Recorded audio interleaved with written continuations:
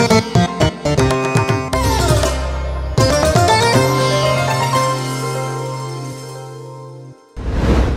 প্রিয়জনেরা, প্রভু যীশু খ্রিস্টর নামে সকলকে জানায় অভিনন্দন। কেমন আছেন? ভালো আছেন তো?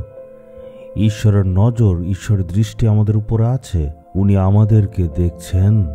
ঈশ্বর আপনার প্রতি প্রতিনিয়ত ধ্যান দেন। এই জন্য আপনি নিরাশ হবেন না, সবসময় আনন্দে থাকুন। ঈশ্বর সবসময় আপনার প্রার্থনা শুনেন। এই সুন্দর জায়গাটা নিশ্চয় দেখছেন। এটা একটা বিশাল বড় আঙুরের বাগান। অস্ট্রেলিয়া দেশে এই শহরটা আছে, অ্যাডিলেইড শহর।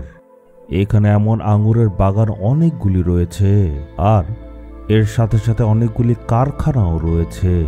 এখান থেকে দ্রাক্ষারস উৎপাদন করে সারা পৃথিবীতে যায়। আবার চারদিকে আপনারা ছোট ছোট গাছ দেখতে পাচ্ছেন। এটা হচ্ছে ল্যাভেন্ডার ফুলের গাছ। এই ল্যাভেন্ডার ফুল থেকে সুগন্ধি সাবান তৈরি হয়, ল্যাভেন্ডারের শ্যাম্পু হয়, ল্যাভেন্ডারের সেন্টও হয়। এখানে যে দাঁড়িয়ে দেখছি, ফুলের সুগন্ধে খুব ভালো লাগছে। এখানে এতগুলি ল্যাভেন্ডার ফুল রয়েছে, যার জন্য চারদিকে সুন্দর সুন্দর গন্ধ। অনেক জিনিসের মধ্যে ল্যাভেন্ডার ফুলের ব্যবহার হয়। এটা একটা বাগান। এই শহরটা অনেক আশীর্বাদ প্রাপ্ত শহর। আচ্ছা ঠিক আছে, এখন আমরা দেখব আজকে ঈশ্বর কি বলতে চাইছেন। দেখব যিশায়া 58 অধ্যায়ের 9 পদে, আমার ছেলে, আমার মেয়ে, তখন তুমি ডাকলে সদাপ্রভু উত্তর দেবেন। তুমি সাহায্যের জন্য কাঁদলে তিনি বলবেন, এই যে আমি। আপনি হয়তো ভাবছেন, ঈশ্বর কোথায়? ঈশ্বর কি দূরে আছেন? ঈশ্বর বলছেন, আমার ছেলে, আমার মেয়ে, আমি তো এখানে আছি। তুমি যখন ডাকবে, আমি উত্তর দেওয়ার জন্য প্রস্তুত। আপনি যেই মাত্র ডাকবেন, ঈশ্বর উত্তর দেবেন। ডাকতে হবে। ঈশ্বর বলেছেন, যখন বিপদ হয়, যখন সংকট আসে, তুমি আমাকে ডাকো, আমি উত্তর দেব। ঈশ্বরকে আমাদের ডাকাটা উচিত।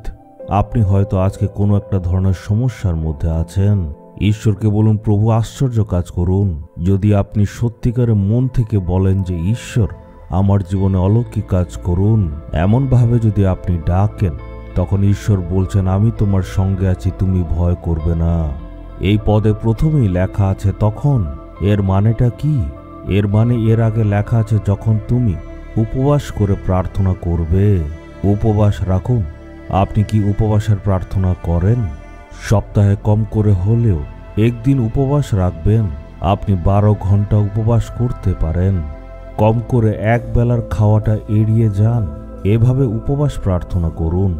সকালের খাবার বাদ দিতে পারেন, বা হয়তো যদি আপনার অসুবিধা হয়, আপনি রাত্রির খাওয়াটা বাদ দিয়ে উপবাস করুন। আপনি এসে প্রভুর চরণে বসুন, আর তারপর উপবাস প্রার্থনা আপনি করুন। এটাই ভালো। এই উপবাস প্রার্থনার সময় আপনার কি কি প্রয়োজন, সেগুলি ঈশ্বরের সামনে আপনি রাখুন, আর বলুন, প্রভু আপনি একটা অলৌকিক কাজ করুন। আপনার ব্যক্তিগত জীবনে, এছাড়া পারিবারিক জীবনে এই উপবাস প্রার্থনার অভ্যাসটা করতে হবে। কম করে সপ্তাহে একটা দিন উপবাস প্রার্থনা করুন। এমনভাবে যখন প্রার্থনা করবেন, তখন ঈশ্বর বলবেন, দেখো আমি এইখানে আছি, তোমার প্রার্থনা শুনছি। তখন উনি উত্তর দেবেন। আপনি বলছেন, প্রার্থনা করছি, উত্তর পাচ্ছি না। হ্যাঁ, এইটাই, উপবাস করতে হবে। আপনি পুরো বিশ্বাস নিয়ে বলতে হবে, আমি যদি উপবাস প্রার্থনা করি, ঈশ্বর নিশ্চয় আমার প্রার্থনা শুনবেন। এমন করলে অলৌকিক কাজ হবেই। এক ভাই আমার কাছে এসেছিল, মনে দুঃখ ছিল, আমি প্রার্থনা করি, উত্তরই পাই না। আমি টিভিতে প্রায় আপনার প্রোগ্রাম দেখি, অনেক প্রার্থনা করি, কিন্তু তারপরে আমি দেখছি কোনো উত্তর নেই। আমি তাকে জিজ্ঞেস করলাম, আপনি উপবাস করেন?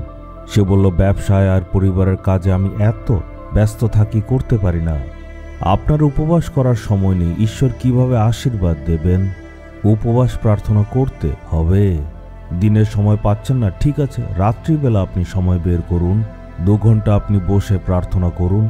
নির্জন জায়গায় ঈশ্বরের চরণে বসুন। ঈশ্বরের চরণে বসার জন্য আপনার সময় বের করতে হবে। যখন সেই ভাই উপবাস প্রার্থনা করল, ঈশ্বর তার প্রার্থনা শুনলেন আর আশ্চর্য কাজ করলেন। ঈশ্বর বলেন, যখন তুমি উপবাস করে প্রার্থনা করবে, তখন আমি তোমার প্রার্থনাকে শুনবো আর তোমার জন্য অলৌকিক কাজ করব। চলুন আজকে আমরা বলি, হে প্রভু, উপবাস যাতে করতে পারি, তার জন্য অনুগ্রহ দিন। আপনি আমাদের প্রার্থনা শুনেন, আর আপনি প্রার্থনার উত্তরও দেন। আপনি এমন একজন ঈশ্বর যিনি প্রার্থনা শুনেন আর উত্তরও দেন। আজকে উপবাস প্রার্থনা করার জন্য অর্পণ করি। উপবাস প্রার্থনা করে আমি নিশ্চয় প্রতিফল পাব। আমি বিশ্বাস করি আপনি আমার সঙ্গে আছেন। আমাদের প্রার্থনা শোনার জন্য আপনি প্রস্তুত। যিশুর নামে চাইলাম, আমেন, আমেন।